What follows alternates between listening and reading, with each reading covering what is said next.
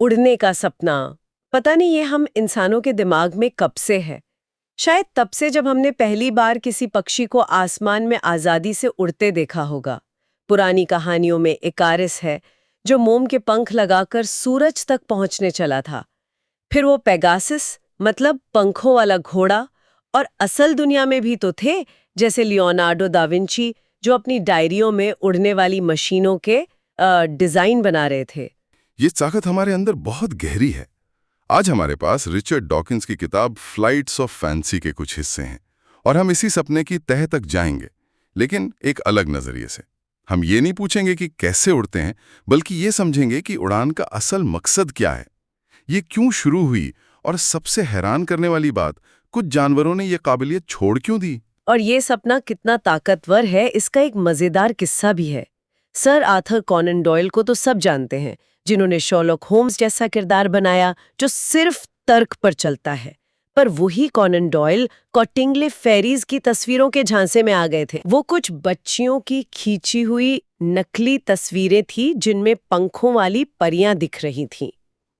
सोचिए, एक इतना तेज दिमाग भी उड़ने की कल्पना के आगे पिघल गया। बिल्कुल। और यही बात हमें सीधे हमारे आज के मौजू पर लाती है। डॉकिंस इस किताब में उड़ान को किसी सपने या कल्पना की तरह नहीं देखते, वो इसे एक डार्विनियन पहेली की तरह देखते हैं। और सबसे बड़ा सवाल यही है, उड़ान आखिर किस काम आती है? ये तो बड़ा अजीब सवाल है। मतलब उड़ना तो उड़ने के काम आता है, इसमें और क्या सोचना। हाँ, लेकिन विकासवाद की दुनिया में हर चीज का एक ही मकसद होता है, अपने जीन्स को अगली पीढ़ी तक पहुंचाना। और वो तभी हो सकता है जब आप जिंदा रहें और बच्चे पैदा करें। तो हर काबिलियत को, हर अंग को इसी कसौटी पर परखा जाता है। उड़ने की काबिलियत भी इसी मकसद को पूरा करने का एक जरिया है। अच्छा, तो मतलब उड़ान का फायदा सिर्फ एक जगह से दूसरी जगह जाना नहीं है, बल्कि इसका सीधा ताल्लुक। बिल्कुल, इसका सीधा ताल्लुक जिंदा रहने और नस्ल बढ़ाने से है। इसका कोई उदाहरण है? हाँ, इसका एक क्लासिक उदाहरण है नर पतंगे यानी मॉथ्स। मादा पतंगा एक खास तरह की गंध छोड़ती है जिसे फेरोमोन कहते हैं। नर पतंगे के एंटीना इतने संवेदनशील होते हैं कि वो हवा में उस गंध के कुछ अणुओं को भी पहचान लेते हैं। फिर वो अपने पंखों का इस्तेमाल करके मीलों दूर से उस गंध का पीछा करते हुए मादा तक पहुंच जाते हैं। तो यहाँ उड़ान सीधे सीधे प्रजनन की सफलता की गारंटी बन जाती है। बिल्कुल, जिसके पंख बेहतर, उसके जीन्स आगे बढ़ने के चांस ज्यादा। ये तो समझ आता है, लेकिन ये तो एक पहलू हुआ। उड़ान तो शिकारियों से बचने में भी मदद करती होगी। हाँ, और यहीं से कहानी और दिलचस्प हो जाती है। यहाँ एक हथियारों की दौड़ या आर्म्स रेस शुरू हो जाती है। अच्छा, किसके बीच में? रात में उड़ने वाले पतंगों और उनका शिकार करने वाले चमगादड़ों के बीच। ये करोड़ों सालों से चल रहा है। चमगादड़ शिकार के लिए इकोलोकेशन का इस्तेमाल करते हैं। इकोलोकेशन, ये वही है ना, सोनार जैसा, आवाज भेजो और देखो वो किससे टकराकर वापस आती है। एकदम सही। हाँ, चमगादड़ अपने मुंह से बहुत तेज अल्ट्रासोनिक आवाजें निकालते हैं जो हमें सुनाई नहीं देती। हाँ, और जब ये आवाज किसी पतंगे से टकराकर वापस आती है तो चमगादड़ उस गूंज को सुनकर अंधेरे में भी पतंगे की सटीक लोकेशन, साइज, सब कुछ पता लगा लेता है। तो फिर तो पतंगों का बचना नामुमकिन होना चाहिए। ऐसा लगता तो है, पर पतंगों ने इसका भी तोड़ निकाल लिया है। अच्छा, कैसे? सबसे पहले तो कई पतंगों ने चमगादड़ की अल्ट्रासोनिक आवाज सुनने के लिए अपने खास कान विकसित कर लिए। एक मिनट, मतलब वो चमगादड़ों को सुन सकते हैं? हाँ बिल्कुल, जैसे ही उन्हें चमगादड़ की पिंग सुनाई देती है, वो तुरंत हवा में कलाबाजियां खाना शुरू कर देते हैं या सीधे जमीन पर गिर जाते हैं। अरे वाह, ये तो एक तरह की जासूसी वाली लड़ाई है जो हर रात आसमान में होती है। हाँ, और ये लड़ाई और भी गहरी हो जाती है। कुछ पतंगों के शरीर पर घने रोएदार बाल होते हैं। अच्छा, वो उन्हें गर्म रखने के लिए? वो भी है, लेकिन इसका एक और काम है। ये रोएं चमगादड़ की ध्वनि तरंगों को सोख लेते हैं। जैसे एक स्टेल्थ बॉम्बर रडार की तरंगों को सोख लेता है। बिल्कुल, इससे चमगादड़ तक बहुत कम गूंज वापस पहुंचती है और पतंगे का पता लगाना मुश्किल हो जाता है। कमाल है, मतलब पतंगों के पास अपना स्टेल्थ मोड भी है। और कुछ टाइगर मॉथ्स तो एक कदम और आगे हैं। जब चमगादड़ उन पर हमला करने वाला होता है तो वो खुद भी अल्ट्रासोनिक आवाजें निकालने लगते हैं। क्यों? इससे चमगादड़ का सोनार जैम हो जाता है और वो कंफ्यूज हो जाता है। ये तो एक अदृश्य युद्ध है जो हर रात हमारे सिर के ऊपर आसमान में लड़ा जाता है। ये तो हुई शिकार से बचने के बाद, लेकिन उड़ान रोजमर्रा की जिंदगी में, जैसे खाना ढूंढने में, कैसे मदद करती है? इसका एक बहुत नाटकीय उदाहरण है गैनेट नाम का समुद्री पक्षी। ये पक्षी हवा में उड़ते हुए नीचे पानी पर नजर रखते हैं। जैसे ही उन्हें मछलियों का कोई झुंड नजर आता है, वो लगभग 60 मील प्रति घंटे की रफ्तार से एक तीर की तरह सीधे पानी में गोता लगाते हैं। 60 मील प्रति घंटा? पानी से टकराने पर तो चोट लगती होगी। बिल्कुल लगती है। और यहीं पर विकासवादी समझौता या इवोल्यूशनरी कॉम्प्रोमाइज की दिलचस्प बात सामने आती है। वो क्या है? गैनेट जिस जबरदस्त ताकत से पानी में गोता लगाते हैं, उससे उनकी आंखों के रेटिना को धीरे धीरे नुकसान पहुंचता है। माना जाता है कि इसी वजह से उनका जीवन काल छोटा हो जाता है और वो शायद बुढ़ापे में अंधे भी हो जाते हैं। तो ये तो बहुत बड़ी कीमत है। विकास ने ऐसा क्यों होने दिया? क्योंकि विकास हमेशा बेहतर बनाने या लंबा जीवन देने के बारे में नहीं है। उसका एक ही लक्ष्य है, जीन्स को आगे बढ़ाना। अच्छा। ये गोता लगाने की तकनीक गैनेट को युवा अवस्था में बहुत कुशलता से शिकार करने और अपने बच्चों को पालने में मदद करती है। तो जो जीन्स इस खतरनाक गोताखोरी को मुमकिन बनाते हैं, वो अगली पीढ़ी में आसानी से पहुंच जाते हैं, भले ही बाद में उन जीन्स की वजह से पक्षी को कीमत चुकानी पड़े। तो मतलब विकास अभी के लिए सबसे अच्छा क्या है उसके बारे में है, भले ही बाद में उसकी कीमत चुकानी पड़े। और रफ्तार की बात करें तो पेरेग्रिन बाज का भी जिक्र आता है। वो तो शायद दुनिया का सबसे तेज जानवर है। हाँ, शिकार पर झपटते वक्त उसकी रफ्तार 200 मील प्रति घंटे से भी ज्यादा हो सकती है। उस रफ्तार पर वो अपने पंखों को सिकोड़कर और शरीर को एक आंसू की बूंद जैसा आकार दे देता है, बिल्कुल एक आधुनिक लड़ाकू जेट की तरह। और कुछ पक्षी तो ऐसे हैं जो लगभग कभी जमीन पर उतरते ही नहीं, स्विफ्ट्स, है ना? सही कहा। स्विफ्ट्स अपना लगभग पूरा जीवन हवा में ही बिताते हैं। वो उड़ते उड़ते ही कीड़े पकड़कर खाते हैं, हवा में उड़ते हुए ही पानी पीते हैं और यहाँ तक कि हवा में ही संगम भी करते हैं। जमीन पर सिर्फ अंडे देने के लिए आते होंगे। हाँ, सिर्फ घोंसला बनाने और अंडे देने के लिए। इन सब बातों को सुनकर लगता है कि उड़ान का सबसे बड़ा फायदा शायद लंबी दूरी तय करना है, मतलब प्रवासन या माइग्रेशन। बिल्कुल। और इसका सबसे अविश्वसनीय उदाहरण है आर्कटिक टर्न। ये एक छोटा सा पक्षी है जो हर साल आर्कटिक यानी उत्तरी ध्रुव से अंटार्कटिक यानी दक्षिणी ध्रुव तक का सफर करता है और फिर वापस आता है। हर साल? कितना लंबा सफर होता होगा ये सालाना लगभग 24,000 मील यानी करीब 40,000 किलोमीटर का सफर है। 40,000 किलोमीटर? ये तो अविश्वसनीय है। मैं तो बिना गूगल मैप्स के अपने शहर में खो जाती हूँ। एक छोटा सा पक्षी पूरी दुनिया का चक्कर कैसे लगा लेता है? वो अपना रास्ता ढूंढते कैसे हैं? ये एक बहुत बड़ा सवाल है और इसका जवाब भी बहुत दिलचस्प है। पक्षी नेविगेशन के लिए कई तरीकों का इस्तेमाल करते हैं। जो दिन में सफर करते हैं वो सूरज को एक कंपास की तरह इस्तेमाल करते हैं। लेकिन सूरज तो अपनी जगह बदलता रहता है, सुबह पूरब में, शाम को पश्चिम में, तो फिर वो दिशा का पता कैसे लगाते हैं? उनके दिमाग में एक अंदरूनी जैविक घड़ी या सर्केडियन क्लॉक होती है। ये घड़ी उन्हें बताती है कि दिन का कौन सा समय है और उस जानकारी को सूरज की स्थिति के साथ मिलाकर वो सही दिशा का अंदाजा लगा लेते हैं। ठीक है, ये तो दिन की बात हुई, पर जो पक्षी रात में उड़ते हैं उनका क्या? वो तारों का इस्तेमाल करते हैं।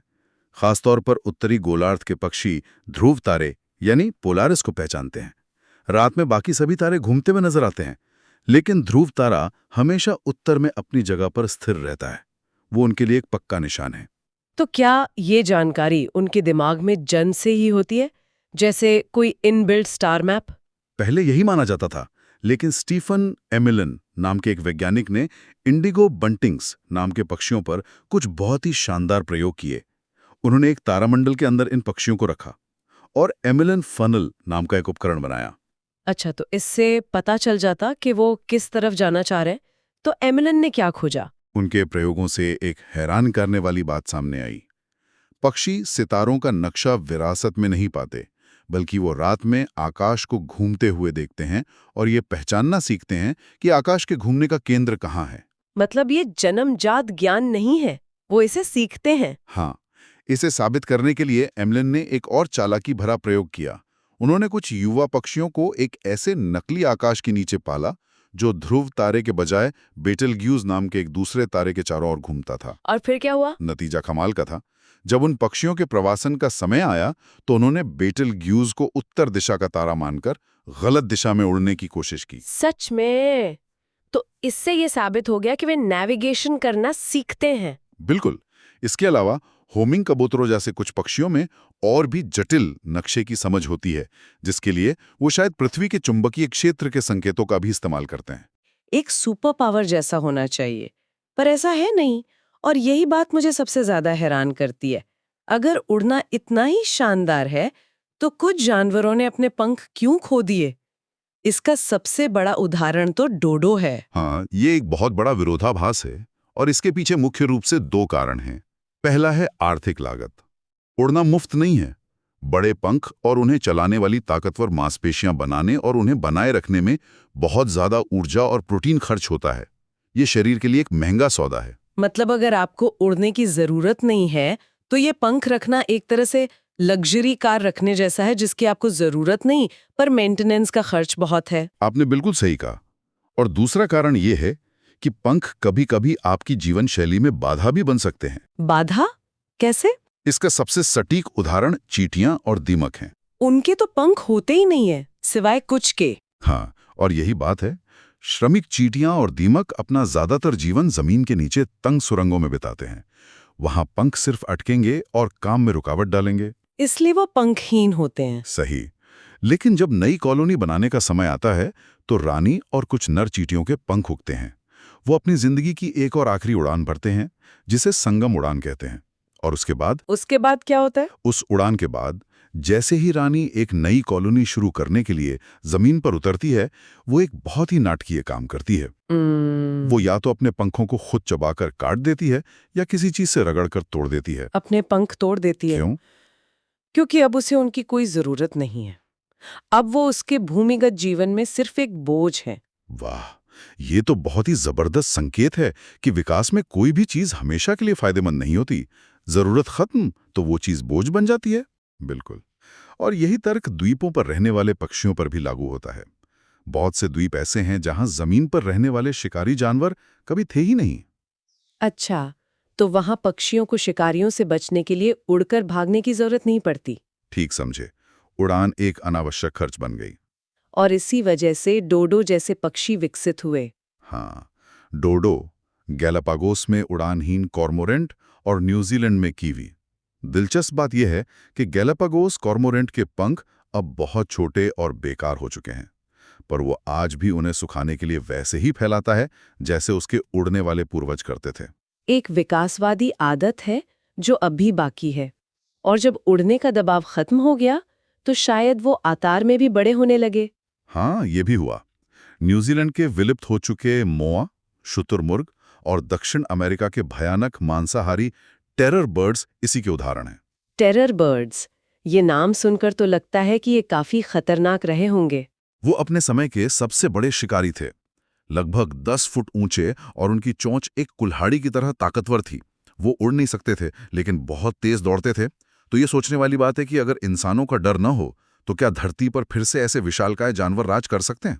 तो आज की हमारी ये पूरी बातचीत इंसान के उड़ने के सपने से शुरू हुई, फिर हम उड़ान के विकासवादी मकसद पर गए, कैसे ये शिकार करने, शिकार से बचने और हजारों मील का सफर तय करने में मदद करती है।